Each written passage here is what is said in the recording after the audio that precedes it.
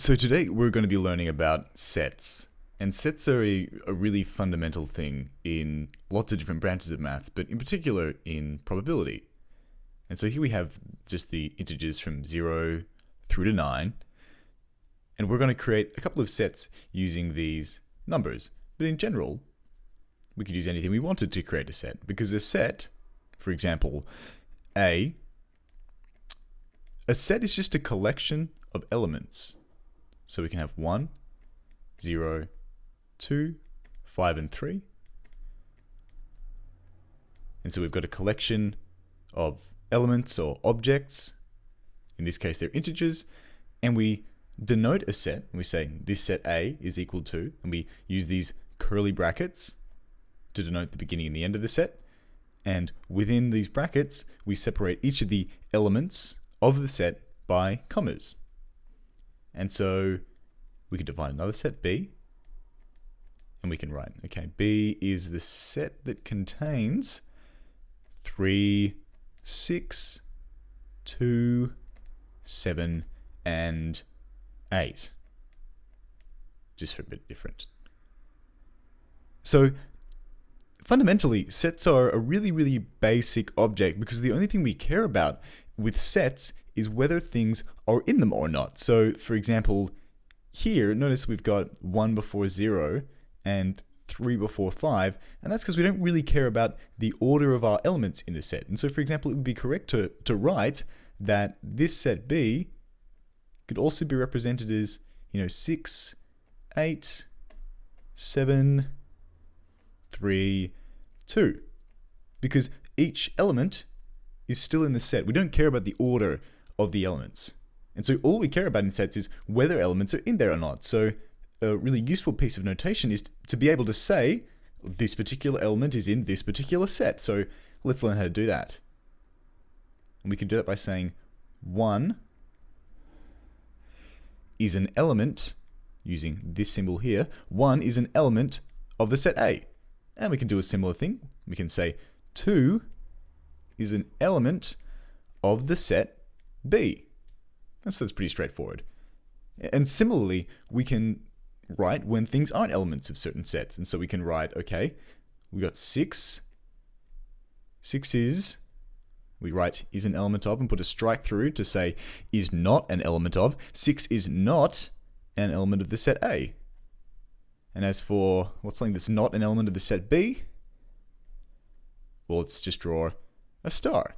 And a star is not a number, but still, it's correct to say that this star, whatever it is not an element of the set B, because B only contains 3, 6, 2, 7, and 8, and there's no stars there.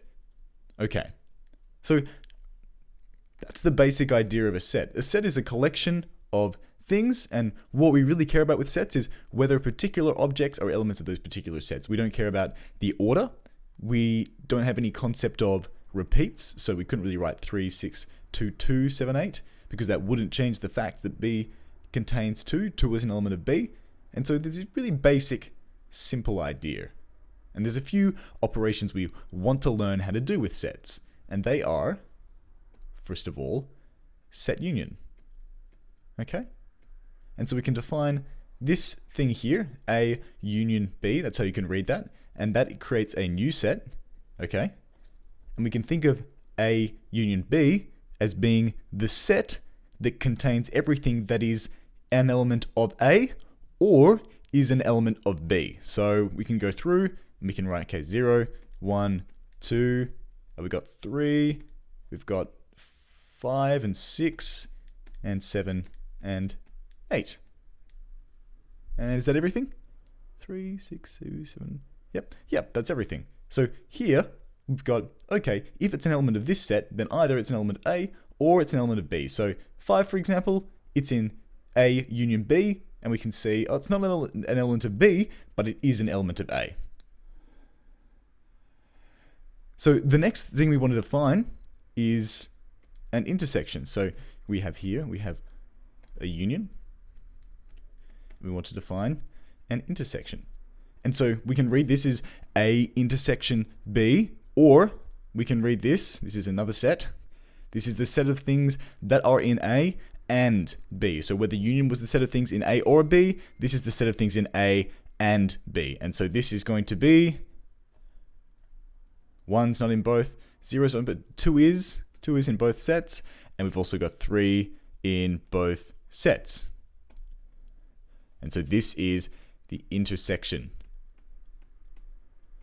of A and B, or the set of all things that are in A and B.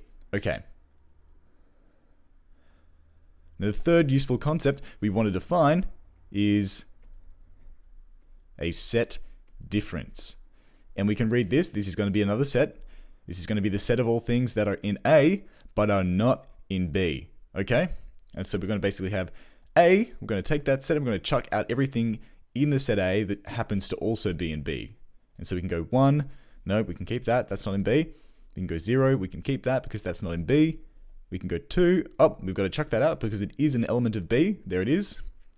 5 is just an element of A and not of B, so it's in this set. And finally 3 is an element of A, but it's an element of B, so it's not an element of A, difference B. Okay, and so we can write this. This is a set difference. Okay. So, these are the main operations we want to do with sets. But in addition to these sort of simple operations, we also want a way to sort of order them. We want a way to say that a certain set is bigger or smaller than another set. Okay? And, well, first of all, I'm going to define a new set called C. And that's just going to contain 2 elements, 1 and 2. Okay. And there's sort of a logical way we might think we'd say one set is bigger than another. We say count the number of elements. So this set has 5 elements. This set has 5 elements, and this set has 2. And so we can say that sort of this set is smaller than this set C is smaller than these other sets A and B just because it has less elements. But that turns out not to be a very useful sort of way of ordering things. And so the way that we order sets, the way that we say a particular set is bigger than another set, is this concept of a subset. Okay, so we're just going to write this, C, whatever that is, A, and what that reads as is C is a subset of A. And what does that mean? So that means if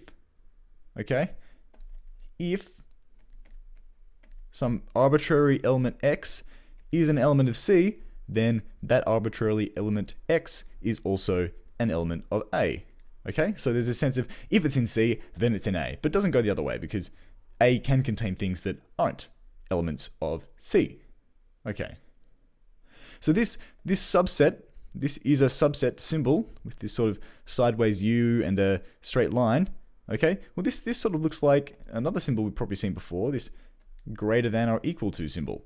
And just like this greater than or equal to symbol has an equivalent just strictly greater than symbol, okay, so too does this is a subset of have a strict subset symbol. And so we write that like C is a strict subset of A.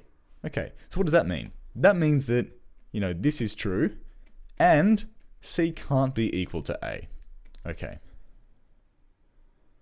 So this is true here. C is a subset of A, so we've got 1 is in C and it's in A, 2 is in C and it's also in A, but we also have the fact that C is not equal to A because A contains all this other stuff, 0, 5, and 3, that isn't contained in C.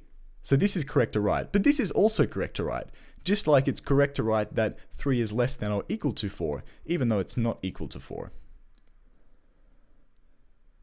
Okay, and finally we want to be able to say when things aren't subsets. So even though this set C has 2 elements and this set B has 5 elements, and some of the elements in C are in B, okay, it's not correct to write that C is a subset of B, and so we can sort of draw that subset symbol and put a cross through it. And that says C is not a subset of B, i.e. there is some element in C that is actually not in B. Okay. So these are all the main operations we want to be able to do with the set. So remember, a set is a collection of objects, which we denote by these brackets, and we separate the objects with commas. We want to be able to say whether particular things are in the set, so we use the term are elements of the set, or if they're not.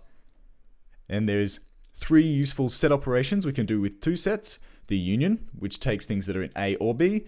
The intersection, which takes things that are in A and B. The difference, that takes things that are in A but not B. And we've also got this concept of subsets.